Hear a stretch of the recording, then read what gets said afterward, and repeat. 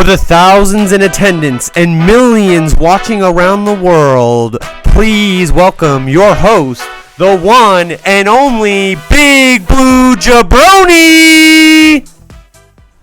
Hello everyone, welcome back to the channel. Big Blue Jabroni here. And Myles Garrent has just finalized a huge extension with the Cleveland Browns, 5 years, $125 million. This comes just minutes after Chris Jones extends for 4 years, $85 million.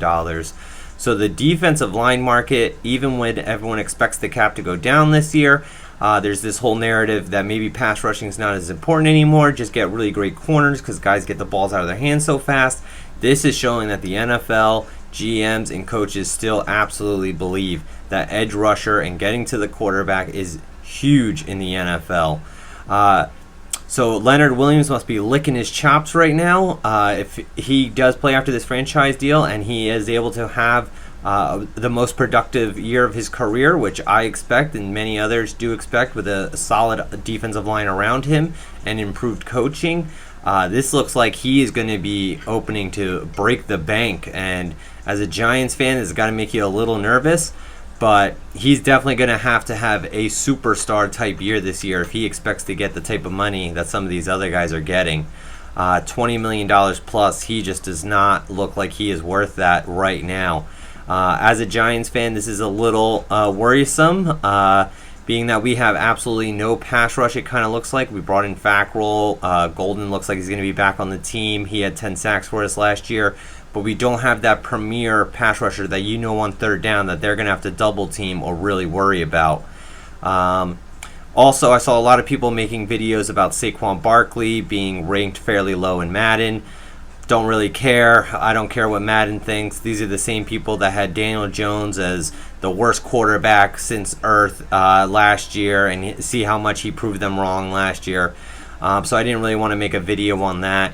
But more when I saw this deal with Myles Garrent, I thought this is absolutely some big news, and thought some people would want to hear my thoughts on it.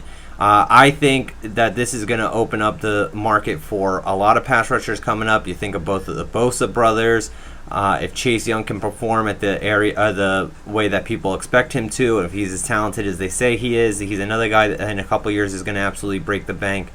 And it just really kind of worries that the Giants, it kind of looks like the Giants are going to have to go pass rusher in the draft next year, or they're going to have to spend big top dollar to get a guy in here, because they're going to need to get somebody on the edge to really round out and complete this defense.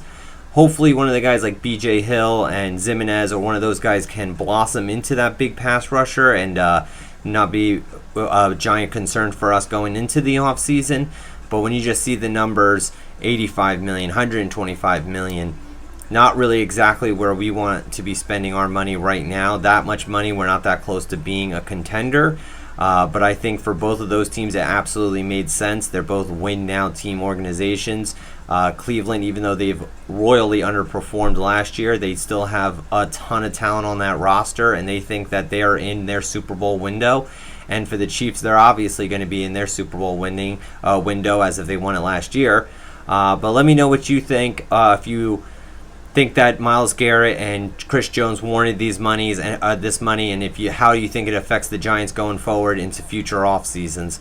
Thanks again for checking out the video, and I'll see you Sunday.